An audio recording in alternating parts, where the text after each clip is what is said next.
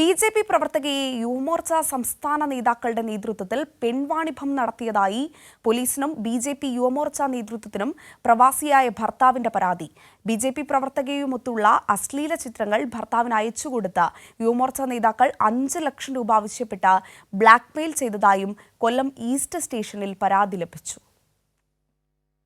Party പ്രവർത്തനത്തിനിടയിൽ സൗഹൃദം സ്ഥാപിച്ച യുവമോർച്ച മുൻ ജില്ലാ ഭാരവാഹികൾ തന്റെ ഭാര്യയെ വലയിലാക്കിയെന്ന് ബി.ജെ.പി. പ്രവർത്തകയുടെ ഭർത്താവിന്റെ പരാതിയിൽ ആരോപിക്കുന്നു. യുവമോർച്ച നേതാക്കളുടെ സുഹൃത്തായ യുവാവ് തന്റെ ഭാര്യയെ പ്രണയം നടിച്ച് വശത്താക്കി. 2 ആഴ്ച മുമ്പ് തന്റെ ഭാര്യയുമായി യുവമോർച്ച നേതാക്കൾ മൂന്നാറിൽ പോയി ഹോട്ടലിൽ 2 ദിവസം തങ്ങി.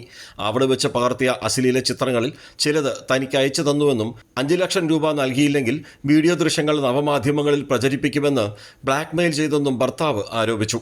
യുവമോർച്ച സംസ്ഥാന കമ്മിറ്റി അംഗം, ജില്ലാ വൈസ് പ്രസിഡന്റ്, മണ്ഡലം കമ്മിറ്റി അംഗം എന്നിവർ സംഘത്തിലുണ്ടെന്നും മഹിളാ മോർച്ച ജില്ലാ ഭാരവാഹി ഇടനിലക്കാരിയാണെന്നും പ്രവാസി ആരോപിച്ചു. ഇലക്ഷന്റെ സമയത്ത് എൻ്റെ ഭാര്യയെ ഞാൻ ഇലക്ഷനുമായി ബന്ധപ്പെട്ട് ഞാൻ പ്രവർത്തിക്കാൻ വിട്ടു. അതിന്റെ ഫലമായിട്ട് അവിടെ ഒരു കൗൺസിലർ ഉണ്ടായി. ഇപ്പോൾ എനിക്കുണ്ടായ വേദന എന്ന് വെച്ചാൽ എൻ്റെ ഭാര്യ ഈ ബി.ജെ.പിയിൽ പ്രവർത്തിക്കാൻ പോയിട്ട് ബി.ജെ.പിയിലെ പല ആൾക്കാരുമായിട്ട് പരിചയപ്പെട്ടു.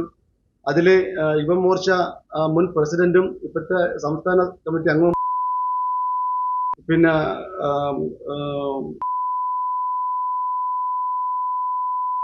ഇവരുമായിട്ട് പരിചയപ്പെടുകയും ഇവർ മുഖേന ബി.ജെ.പിയുടെ ഒരു പത്രപ്രവർത്തകനല്ല, പുള്ളിക്കാരൻ പത്രത്തിന്റെ പരസ്യം പിടിക്കുന്ന ഒരു മനുഷ്യനാണ് പിന്നെ ഞാൻ അറിഞ്ഞത്.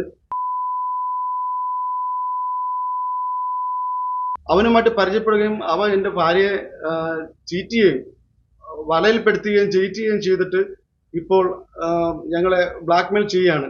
ആ ഫോട്ടോ അയച്ചു തന്നിട്ട് പിന്നെ അവന് പൈസ വേണം, അതായത് അവന് 5 ലക്ഷം രൂപ വേണമെന്നും പറഞ്ഞിട്ട്